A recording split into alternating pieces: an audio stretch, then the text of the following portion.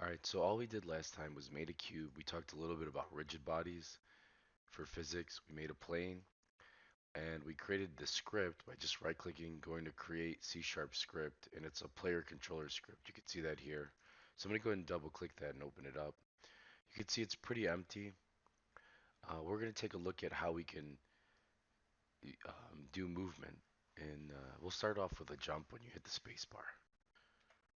All right, so whenever you create a variable inside of really most programming languages, you will need to start off with some sort of um, accessor, and then you want to create a data type and then the name of the variable. So for example, if I want I'd like to get access to the rigid body we created that's on my cube.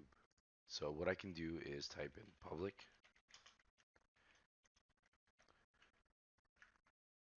and rigid body player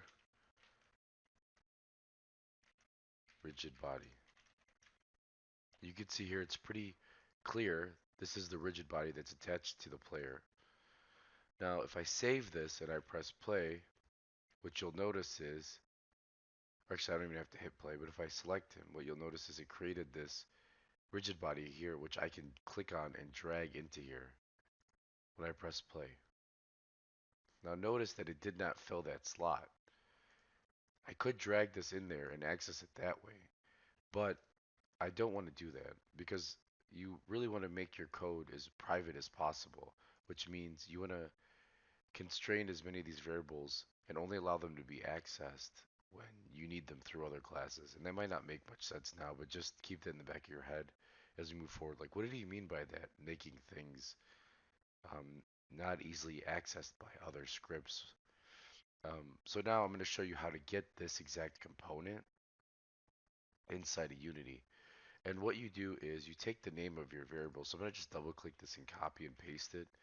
I'm going to say equals get component. And it doesn't know what component we want to get. And the way we specify that is if we copy and paste it in between these two brackets. So now when I save this and I press play, you'll notice that it grabs that component for us and it says, I'm going to get the player's rigid body and I'm going to put it in there. So let's take a look at how we could do a little hop on, let's see how we can make our player fly through the air, right? So what we could do is grab that player rigid body and just say dot add force. And with the force parameter, um, what we could do is we could specify where we want it to go. So we could do that with our X, Y, and Z, which is our, um, our our across, our forward, and our up. We could also do something where we use something called a vector 3. Now, if we look at what vector 3s are in the documentation, so we type in Unity vector 3.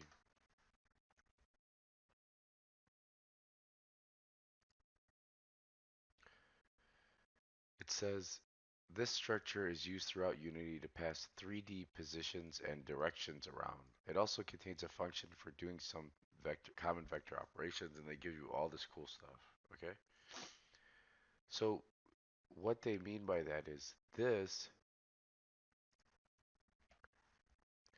So you can see here that our object has three parameters here.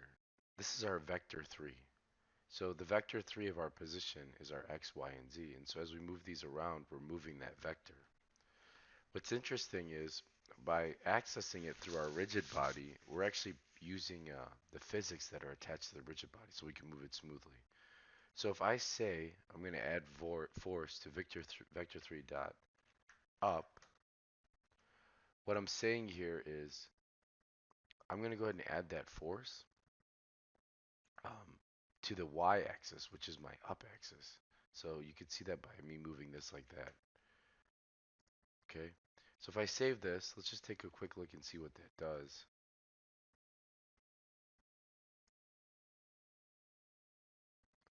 What it did was it added a little bit of a bump at the very beginning. I don't know if you saw that little jump. So let's take a look at maybe multiplying it by a value so it's consistent. So let's say 1000. Save that. See how it jumped way up in the air? Let's take it a little bit lower. Let's do 10.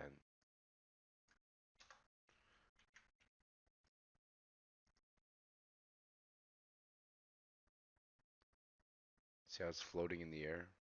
So as we're giving it more, we're giving it a little value. What we have to remember is an update, just like start. Update is a pre-made method by Unity. But with this one, it's called every frame, right? So if I do console.log, or I'm sorry, just teaching somebody JavaScript. If I do print, and I do in here, um, hello from Unity, and I'm going to save this. What you'll notice is if I open up my console here, it's playing that hello from Unity every frame. So that's why it's multiplying it times 10 every frame to make it go in the air. All right, so let's get rid of this for a second. Now, what we could do to make it jump is use something called an if statement. And ifs are part of three elements within curly-based languages. There's branching, which is if, which gives people the user options. There's sequences, which is means you can read it sort of like in a specific sequence, like you can follow the logic. And there's looping where it runs every frame. All right, so let's go ahead and do an if statement. This is the body of an if statement. So if open close parentheses, open curly brace, close curly braces. And let's space this out a little bit.